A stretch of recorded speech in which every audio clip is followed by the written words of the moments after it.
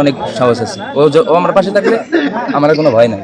ভয় নাই। জি, লামিসা পাশে থাকলে তোমার কোনো আমার ভয় কোনো নেই। ভয় নাই। সর্বশেষ যেটা জানতে চাচ্ছি, লামিসা বারবার বলছে শখকে ছাড়া আমার পৃথিবীতে অন্ধকার। জি।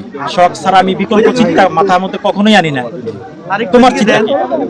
আমার চিন্তা এখন আপনারা বলতে পারেন যে সম্পর্ক করে আপনারা তুমি ওরে ছেড়ে দিতে পারো, কিন্তু আসলে আমি ওরে ছাড়বো কেমনি?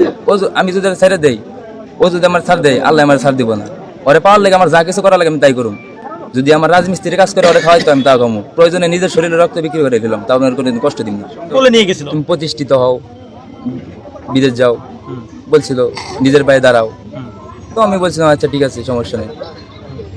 এই চারবারই কি একই কথা বলে এনেছে নাকি ভিন্ন ভিন্ন কোনো কথা ছিল? চারবার বাসায় প্রতিদিন পুলিশ গেত, গুন্ডা গেত, মাস্তান গেত, তো জোর জবরদস্তি করে নেওয়া হইতো আর কি। কেন তোমাকে তো আশ্বাসই দিছে, বললা তুমি যে আশ্বাস দিছে যে প্রথম- প্রতিষ্ঠিত হও তারপর দিয়ে আসবো, তারপর গুন্ডা মাস্তান কেন?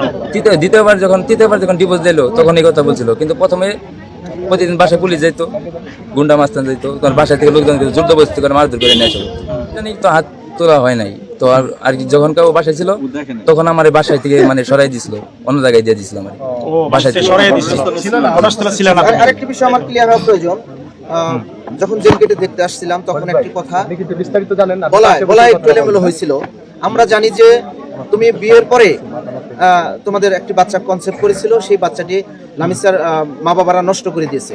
হ্যাঁ। আসলে এটি কি বিয়ের পরে হয়েছে না বিয়ের আগে সেই বাচ্চাটি কনসেপ্ট করছিল? না, এটা আমরা বিয়ের পরে হয়েছিল। বিয়ের পরে। আলহামদুলিল্লাহ, যারা সেই ভিডিওতে দেখেছেন যে সেই কথাটি একটু হয়তো এলোমেলো হয়েছিল, তার জন্য আমি আসলে ক্ষমা প্রার্থী। বিয়ের পরে বাচ্চা কনসেপ্ট করেছিল, আর সেই বাচ্চাটি কিন্তু লামিসার মা বাবা নষ্ট করেছে। আর যদিও নেগেটিভ কথা এখন বলা ঠিক নয়, সম্পর্ক করে আর কি রিলেশন করে বিয়ে করছিলাম, তোর বাবা মানছিল না, তোর বাবা মামলা দিয়েছিল আর কি, তার বাবা জোর জবরদস্তি করে আমাদের ডিভোর্স দিয়েছিল, ওর ভয় দেখাইছিল আমার জেলে ভরে দেওয়ার জন্য। তো এইগুলা ভয়টয় দেখায় আর কি ডিভোর্স দেওয়ানো হয়েছে আমার বিরুদ্ধে। আমার বিরুদ্ধে ডিভোর্সটা দেওয়া হয়েছে, ওর বিরুদ্ধে ডিভোর্সটা মানে জোর জবরদস্তি করা হয়েছে। জবরদস্তি। ওর সাথে সম্পর্ক কতদিন তোমার? 1.5 বছর। 1.5 বছর। জি। 1.5 বছর সম্পর্কে ও যে তোমার কাছে বারবার চলে আসছে এবং নাকি তুমি নিয়ে আসছো ওকে বারবার? না, আমার গ্রামবাসীর সাক্ষী আছে, সবাই জানে যে আমি ওরে নিয়ে আসিনি, ও আমার কাছে আসছে, সবাই জানে এটা। তার মানে লামিসে তোমার কাছে বারবার জি, চলে আসছে। আমিও গেছি, মানে আমি রিলেশন করছি, আমিও গেছি, ঠিক আছে। দুজনের ইচ্ছা ছিল আর কি, দুজনের পাওয়ার, দুজনের ইচ্ছা। ভালোবাসাটা নিয়ে আসছে নাকি তোমার ইচ্ছার বিরুদ্ধে আসছে? না, আমার ইচ্ছার বিরুদ্ধে না, আমার ইচ্ছা ছিল, ভালোবাসাটা নিয়ে আসছে। অবশ্যই।